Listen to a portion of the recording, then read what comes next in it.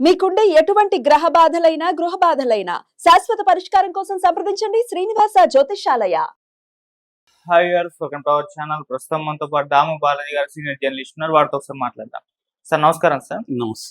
Sir, Balakrishna గారికి పవన్ కళ్యాణ్ గారికి మధ్య క్లాష్ వచ్చిందని, బాలకృష్ణ గారు పవన్ కళ్యాణ్ గారికి ఎదురు తిరిగారు, ఎఫ్డిసి చైర్మన్ విషయంలో ఈ గొడవ వచ్చిందని చెప్పేసి ఒక వార్త వైరల్ అవుతుంది సార్. అంటే ఆల్రెడీ పవన్ కళ్యాణ్ గారు ఏఎం రత్నం గారిని సిఫారసు చేశారు ఎఫ్డిసి చైర్మన్ గా. ఇప్పుడు బాలకృష్ణ గారు కూడా మరొక ప్రొడ్యూసర్ ని సిఫారసు చేశారు ఎఫ్డిసి చైర్మన్ కి అని చెప్పేసి ఒక వార్త వైరల్ అవుతుంది.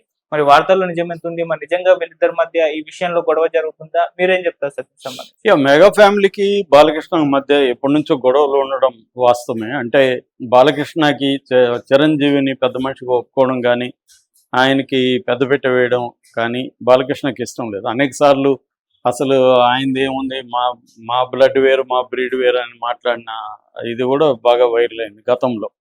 ఇప్పుడు ఏంటంటే చంద్రబాబుకి అవసరం కాబట్టి పవన్ కళ్యాణ్, బాలకృష్ణ కూడా పవన్ కళ్యాణ్ నాయకత్వాన్ని యాక్సెప్ట్ చేయాలని పరిస్థితి ఏర్పడింది. అందుకని చంద్రబాబు జైల్లో ఉన్నప్పుడు కూడా పవన్ కళ్యాణ్, బాలకృష్ణ, లోకేష్ జైలుకి వెళ్ళి బయటికి రాగానే పవన్ కళ్యాణ్ హీరోలాగా వీళ్ళిద్దరూ సైడ్ యాక్టర్ లాగా రావడం, ఆ విజువల్స్ అంతా చూడడం, దాని తర్వాత మీడియాతో కూడా పవన్ కళ్యాణ్ మాట్లాడినప్పుడు వీళ్ళిద్దరు సైలెంట్గా ఉండడం, ఇదంతా ఏంటంటే రాజకీయ అవసరాల కోసం.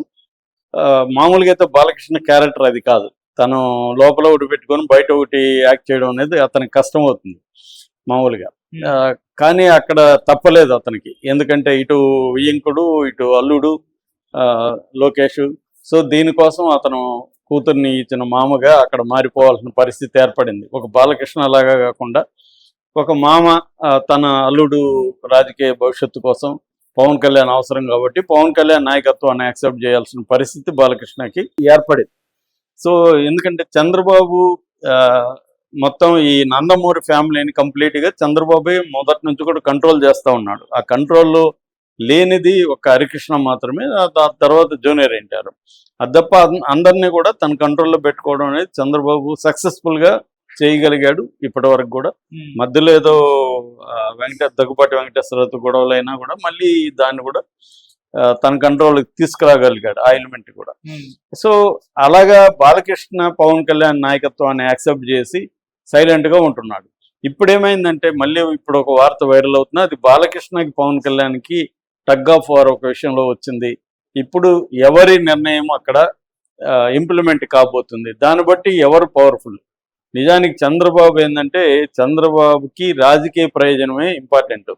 ఇక్కడ ఎవడు పవర్ఫుల్ అనే గోలకు వెళ్ళకండి. పవన్ కళ్యాణ్ మనకు అవసరం కాబట్టి కొన్ని పవన్ కళ్యాణ్ అడిగినవి మనం చేయాలి. చేయకపోతే మనకి అనవసరంగా తలనొప్పులు. మేజర్గా పవన్ కళ్యాణ్ని అయితే లోకేష్కి థ్రెట్ రాకుండా పవన్ కళ్యాణ్ని ఎక్కడ ఉంచాలో అక్కడ ఉంచడం అనేది చంద్రబాబు చేస్తున్నాడు. అది ఎలా చేస్తున్నాడు అని పక్కన పెడితే లోకేష్కి పవన్ కళ్యాణ్ పోటీ కానీ థ్రెట్ కానీ రావట్లేదు క్లియర్గా. అంటే ఇవాళ ప్రభుత్వాన్నంతా కూడా లోకేష్ నడుపుతున్నాడు అనేది చిన్న బిడ్డను అడిగినా తెలిసిపోతుంది. ఆంధ్రప్రదేశ్లో అందరికీ తెలుసు ఇక్కడ చంద్రబాబు నడిపేది లోకేష్ నడుపుతున్నాడని తెలుసు. అయినా కూడా పవన్ కళ్యాణ్ సైలెంట్గా ఉంటున్నాడు. ఎక్కడ కూడా లోకేష్కి యాంటీగా మాట్లాడడం కానీ ఏమీ లేదు. పైపెచ్చు వాళ్ళిద్దరూ మంచి సంబంధాలు హ్యాపీగా ఉన్నట్టుగానే మొన్న ఫ్రీ బస్సు స్కీమ్లప్పుడు కూడా ఇద్దరు బస్సులో మాట్లాడుకోవడం, అన్న నువ్వు డబ్బులు నేను ఇస్తానని అతను ఇలాగా కనబడుతుంది మనకి ఓవరాల్గా.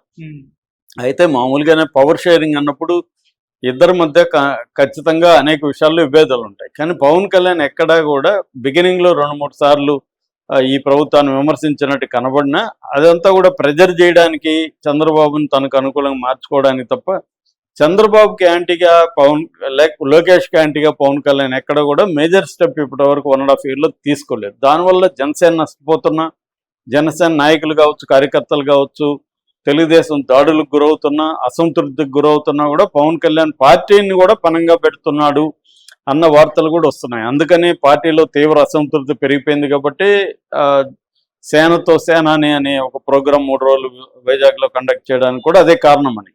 అంటే ఇంటర్నల్గా లోకేష్ వర్సెస్ పవన్ కళ్యాణ్ అనేది రాకుండా చూసుకోవడానికి చంద్రబాబు పవన్ కళ్యాణ్ని ఏం చేస్తున్నాడో తెలియదు కానీ తన కంట్రోల్ అయితే ఇప్పటి వరకు పెట్టుకున్నాడు. ఇప్పుడు బాలకృష్ణ మామూలుగా అట్లాగే బాలకృష్ణ కూడా పెద్ద రాజకీయాల్లో ఆయన పెద్దగా వేలు కాలు పెట్టడం అనేది చేయడు. ఏదో ఎవరైనా తనకి ఏదైనా ఈ క్యాండిడేట్కి సీట్ ఇప్పించుకోవాలంటే చంద్రబాబుతో మాట్లాడడం, నాకు ఇలా క్యాండిడేట్ కావాలని చెప్పడం, చంద్రబాబు ఆ సమీకరణాల్లో ఫిట్ అయితే ఈయన అడిగింది చేయడం అనేది జరుగుతుంది. అంత తప్ప వేరే రాజకీయాలు ఆయన వెళ్ళి దాన్ని నడపాలనే పద్ధతిలో లేదు. చంద్రబాబు జైల్లో ఉన్నప్పుడు బాలకృష్ణ కొంత పగ్గాలు తీసుకుందాం అనుకున్నాడు, కానీ అది కూడా ఆయనకి చేత కాలేదు. పొలిటికల్గా మాట్లాడడం కానీ ఒక సమావేశం కండక్ట్ చేయడం, ఆ ఓపికగానే ఆ కైండ్ ఆఫ్ యాటిట్యూడ్ బాలకృష్ణకి లేదు. ఆయన ప్రధానంగా సినిమా రంగమే ఆయన ప్రధానమైంది, రాజకీయం అనేది సెకండరీ. ఆయనకి ఓన్లీ తన హిందూపురం వరకు ఆయన పరిమితం అవుతాడు తప్ప ఆయన స్టేట్ రాజకీయాల్లో ఇంటర్ఫియర్ కాడు. ఆ రకంగా బాలకృష్ణకి పవన్ కళ్యాణ్కి మధ్య గొడవలు పడే అవకాశం ఇప్పటివరకు పెద్దగా లేదు. అయితే ఇప్పుడు ఏపీ ఎఫ్డిసి అంటే Andhra Pradesh film television and theatre development corporation chairperson ఎవరిని పెట్టాలనే దగ్గర వీళ్ళిద్దరి మధ్య టగ్ ఆఫ్ వార్ మొదలైంది అనేది వార్త వస్తుంది. ఎందుకంటే ఓపెన్ గానే హరిహర వీరమల్లు ప్రమోషన్ టైంలో పవన్ కళ్యాణ్ ప్రకటించాడు, నేను ఏపీఎఫ్డిసి చైర్మన్ గా ఏఎం రత్నం ప్రపోజ్ చేస్తున్నాను, చంద్రబాబు కూడా చెప్పాను, ఆయన కూడా ఓకే చేశారు అనేది చెప్పేశాడు. డైరెక్ట్గా అనౌన్స్ చేసేసాడు పవన్ కళ్యాణ్. చేసేసరికి ఇంకా అందరూ ఈయనకి ఏపీఎఫ్డిసి ఇస్తున్నారు అని విమర్శలు కూడా వచ్చాయి పవన్ కళ్యాణ్ మీద. అంటే నీ సినిమా ప్రొడ్యూసర్ని నువ్వు నీ ఇష్టం వచ్చినట్టు పదవి ఇస్తావా, అంటే నీ సినిమాలో ప్రొడ్యూస్ చేసి లాస్ వచ్చింది కాబట్టి దాన్ని కాంపన్సేట్ చేయడానికి ఆయనకు పదవి ఇస్తున్నాడు అన్న విమర్శలు కూడా పవన్ కళ్యాణ్ మీద వచ్చాయి. అయినప్పటికీ అది సర్దుమణిగింది, దాని గురించి ఎవరు మళ్ళీ చర్చించలేదు. అయితే ఇప్పుడు ఈ బాలకృష్ణ తన ఏఎం రత్నం వద్దని తన క్యాండిడేట్ని ఒకరిని అక్కడ పెట్టాలని బాలకృష్ణ ఆలోచిస్తున్నట్టుగా వార్తలు వస్తున్నాయి.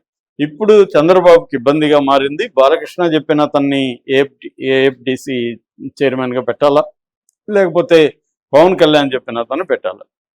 మామూలుగా తన రాజకీయ ప్రయోజనాలు దృష్ట్యా చూసుకున్నప్పుడు బాలకృష్ణ కంటే కూడా పవన్ కళ్యాణ్ ఇంపార్టెంట్ ఆయనకి రాజకీయ పరంగా. బాలకృష్ణ వల్ల ఆయనకి రాజకీయ పరంగా పెద్ద ఉపయోగం ఏమి లేదు.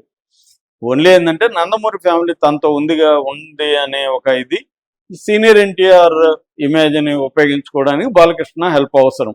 రెండో జూనియర్ ఎన్టీఆర్ ఎలిమెంట్ని కట్ చేయడానికి కూడా బాలకృష్ణకి చంద్రబాబుకి బాలకృష్ణ అవసరం.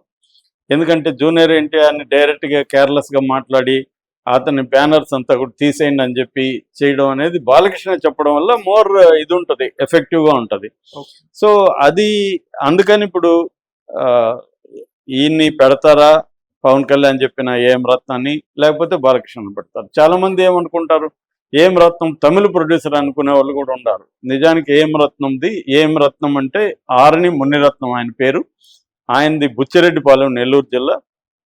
సో ఆయన మేకప్ మ్యాన్గా ఎంటర్ అయ్యాడు సినిమా ఇండస్ట్రీకి. విజయశాంతి పర్సనల్ మేకప్ మ్యాన్గా ఉన్నాడు. సో ఆ క్రమంలో విజయశాంతి కర్తవ్యంలో డబ్బులు పెడుతున్నప్పుడు ఈయన ఎగ్జిక్యూటివ్ ప్రొడ్యూసర్గా బిహేవ్ చేసి అక్కడి నుంచే ఆయన సొంతంగా సినిమాలు తీయడం మొదలుపెట్టాడు. ఖుషి, పెద్దరికం, సంకల్పం, ఇండియన్, స్నేహం కోసం, పొన్నియిన్ సెల్వం ఇవన్నీ తీశాడు. మధ్యలో 2017 నుంచి 23 వరకు గ్యాప్ వచ్చేసింది ఆయనకి ఫుల్గా. ఆ గ్యాప్ తర్వాత ఎందుకంటే బాగా మెగాలాసులు వచ్చాయి. దాని తర్వాత ఆయన ఆక్సిజన్, రూల్స్ రంజన్ ఈ సినిమాలతో మళ్ళీ ఎంటర్ అయ్యాడు. దాని తర్వాత హరిహర వీరమల్లో కూడా ఆయనకి బాగానే దాదాపు 100 కోట్ల లాస్ వచ్చిందని చెప్తున్నారు. ఎందుకంటే దారుణమైన డిజాస్టర్గా నిలిచిపోయింది. సో ఈ క్రమంలో ఆయనకున్న అప్పులు, ఆ ప్రాబ్లమ్స్ కూడా పవన్ కళ్యాణ్ సాల్వ్ చేయడం. ఎందుకంటే పవన్ కళ్యాణ్కి ఒక గిల్ట్ కూడా ఉంది, నా వల్లనే ఈ ప్రొడ్యూసర్ లాస్ అయ్యాడు. ఎప్పటి నుంచో పవన్ కళ్యాణ్తో సినిమా చేయాలని సత్యాగ్రహ అనే సినిమా కూడా అనౌన్స్ చేశారు వీళ్ళిద్దరూ, అది జరగలేదు. తర్వాత నా వల్ల ఇతను 5 ఏళ్ళుగా సఫర్ అయ్యాడు కాబట్టి, లాస్ అయ్యాడు కాబట్టి తనకి ఏదైనా కాంపన్సేట్ చేయాలి అనేది, అందుకనే నెక్స్ట్ సినిమా కూడా ఆయనతో చేయాలన్న ప్లాన్లో ఉన్నట్టుగా చెప్తున్నారు. అట్లాగే ఈయనకి ఒక పదవి ఇద్దాము, ఎట్లాగో ఆంధ్రప్రదేశ్కి సంబంధించిన వ్యక్తి, ఇండస్ట్రీలో కూడా ఆయనకి పరిచయాలు ఉన్నాయి, సుదీర్ఘంగా పనిచేశాడు ఆయన ఇండస్ట్రీలో కాబట్టి ఆయనకి ఇండస్ట్రీ సమస్యలు కూడా అన్నీ తెలుసు కాబట్టి ఆయన్ను పెట్టచ్చు అనేది పవన్ కళ్యాణ్ అనుకున్నాడు. చంద్రబాబు కూడా చంద్రబాబు ప్రత్యేకంగా ఆ పదవిని వేరే వాళ్ళకి ఇవ్వాలని లేదు, ఈయన పట్టుబడుతున్నాడు కాబట్టి ఈయనకే ఇద్దాంలే అని చంద్రబాబు అనుకున్నట్టుగా తెలుస్తుంది. లేకపోతే పవన్ కళ్యాణ్ డైరెక్ట్గా కూడా అనౌన్స్ చేసేవాడు కాదు. కానీ ఇప్పుడు బాలకృష్ణ ఎంటర్ అయ్యి నా క్యాండిడేట్కి ఇవ్వాలని చంద్రబాబుని ప్రెజర్ చేస్తున్నట్టుగా వార్తలు వస్తున్నాయి. ఇది కానీ జరిగితే మాత్రం ఖచ్చితంగా పవన్ కళ్యాణ్ కి ఎక్కువ పవర్ ఉందా, బాలకృష్ణకి ఎక్కువ పవర్ ఉందా అనేది ఇప్పుడు చర్చలకి వచ్చేసింది. దీన్ని చంద్రబాబు ఎలా డీల్ చేస్తాడనేది చూడాలి. Okay sir, thank you so much.